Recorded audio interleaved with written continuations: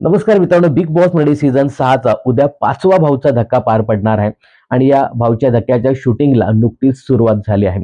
तर पहिल्या आठवड्याप्रमाणे या आठवड्यात देखील जबरदस्त भांडण, तंटे, राडे, अपशब्द आणि बरेचसे आरोप प्रत्यारोप सुद्धा या आठवड्यात झाले आहेत. त्यामुळे बऱ्याच स्पर्धकांची शाळा होईल, काहींची कानउघडणी होईल, काहींना समज दिली जाईल, तर काहींचं कौतुक देखील इथे होऊ शकतं. तर बघूया भाऊ उद्या कोणकोणत्या मुद्द्यावरती स्पर्धकांची शाळा घेऊ शकतात. मित्रांनो, या आठवड्यात देखील पुन्हा एकदा चोरी झाली. चोरी कसली झाली? तर स्वयंपाकातील महत्त्वाचे घटक असलेले तांदूळ आणि पीठ, ही चोरी कोणी केली हे अजूनही स्पष्ट झालेलं नाही. तर हा मुद्दा पहिल्यांदा भाऊ काढू शकतात, की पुन्हा एकदा बिग बॉसच्या घरामध्ये चोरी झाली. तर जे कोणी चोर आहेत, त्याचा पर्दाफाश इथे होऊ शकतो. दुसरा महत्त्वाचा मुद्दा, या आठवड्यामध्ये खूप सारे नियम ब्रेक झालेले आहेत. बिग बॉसचे नियम, त्यांचे आदेश सर्व स्पर्धक अगदी धाब्यावर बसवतात. कोणीही बिग बॉसचे नियम पाळत नाही. या आठवड्यात जोडी की बेडी हा टास्क होता. पण बरेच स्पर्धक त्या जोड्या तोडून ते बेल्ट काढून इकडे-तिकडे फिरतात, वावरतात. त्यानंतर कोण झोपतं काय? म्हणजे अजिबात बिग बॉसच्या नियमांचं पालन केलं जात नाही. यामुळे बिग बॉस रागावत स्पर्धकांना दम भरताना दिसतायत, की हे जे काही तुम्ही सगळं चालवलं बिग बॉसच्या घरामुळे, त्यामुळे मी तुम्हाला शिक्षा देत एकापेक्षा जास्त सदस्यांना या आठवड्यात एलिमिनेट करणार आहे. तर हा जो मुद्दा आहे, नियम न पाळण्याचा, हा भाऊच्या धक्क्यावरती जबरदस्त गाजणार आहे आणि या आठवड्यात पुन्हा एकदा तेच राडे, भांडण, तंटे, अपशब्द वापरले. तेच जे मुद्दे आहेत ते हायलाइट असणार आहे. याच्यामध्ये पहिला मुद्दा हायलाइटमध्ये येणार तो म्हणजे राकेश बापट आणि रुचिता यांच्यामध्ये जे काही झालं, तर तो मुद्दा इथे हायलाइटला असणार आहे. आता राकेशने इथे रुचितावरती गंभीर आरोप केलाय, की तिने मला माझ्या एका विशिष्ट जागेवरती टच केले. आता इथे रुचिता ते मान्य करत नाही, परंतु राकेश बापटने हा मुद्दा खूप उचलून धरला आणि त्यावरती रुचिताकडनं सुद्धा मोठ्या प्रमाणात भाष्य केलं. आता हा जो मुद्दा आहे, राकेश सांगतो, की मी हा मुद्दा भाऊच्या धक्क्यावरतीच क्लिअर करेन.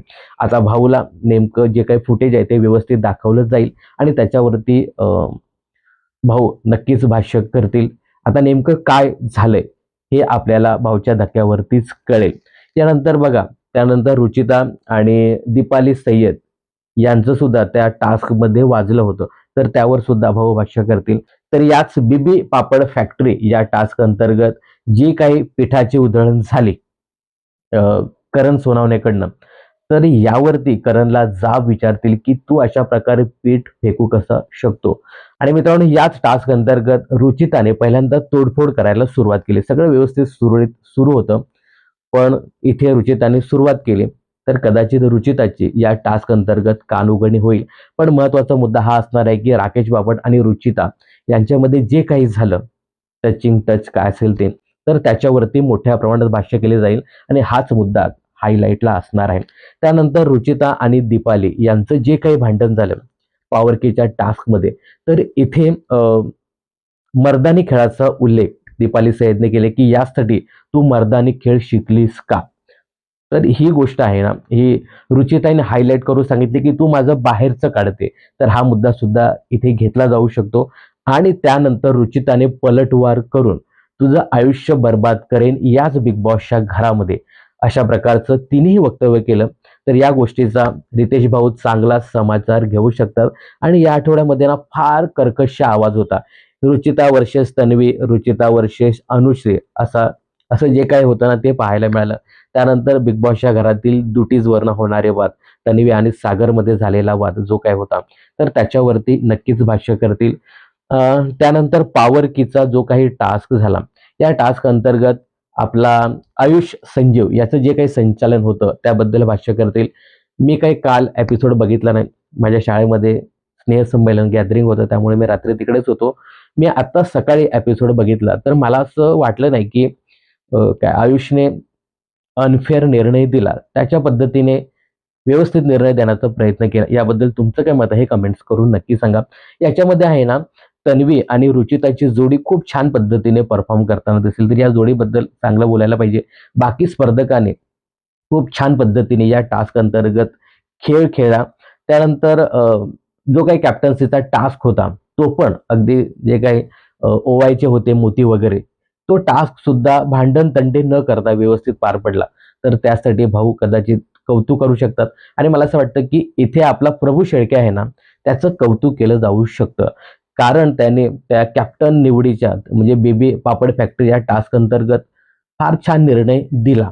तर त्या निर्णयाचं कौतुक होऊ शकतं. तो जर निर्णय लागला नसता, तर पुन्हा एकदा कॅप्टन्सीचा टास्क रखडला असता. तर कदाचित तिथे भाऊ आपल्या प्रभूचं कौतुक करू शकतात. आणि मला असं वाटतं ना, की इथे थोडेसे दिव्या, सचिन हे जे दिसत नाहीयेत ना, अजून हे बॅकफूटवरती जाऊन खेळतात. तर त्या सदस्यांची कदाचित कान उघडणी होण्याची दाट शक्यता आहे. तर असे काही मुद्दे बिग बॉसच्या घरामध्ये आहेत. चोरीचा मुद्दा इथे भाऊ नक्कीच उचलून धरतील.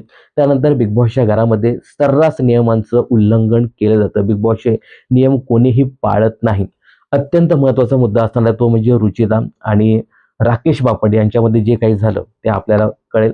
त्यानंतर दीपाली सय्यद आणि रुचितामध्ये जे काही वादविवाद झाले, तर हे 2-3 मुद्दे आहेत ना, ते हायलाइटमध्ये असणार आहेत. यासोबतच जी काही नॉमिनेशनची प्रक्रिया पार पडली, त्याच्यामध्ये काही लोकांनी पर्सनल ग्रजेस काढून काही सदस्यांना नॉमिनेट केलं, तर काही सदस्यांना ते खरंच वीक कंटेस्टंट आहेत, असं म्हणून नॉमिनेट केलं. तर यावर सुद्धा भाष्य करू शकतात. तर असे काही मुद्दे भाऊ घेऊ शकतात. तर या व्यतिरिक्त अजून कोणकोणत्या मुद्द्यावरती भाऊ शाळा घेऊ शकतात, कोणाची कानउघडणी करू शकतात आणि कोणाचं कौतुक करायला पाहिजे, याबद्दल तुमचं काय मत आहे कमेंट्स करून नक्की सांगा. बिग बॉस आणि मनोरंजन क्षेत्रातील अशाच फिल्मी अपडेट जाणून घेण्यासाठी चॅनलला सबस्क्राईब केलं नसेल तर जरूर करा.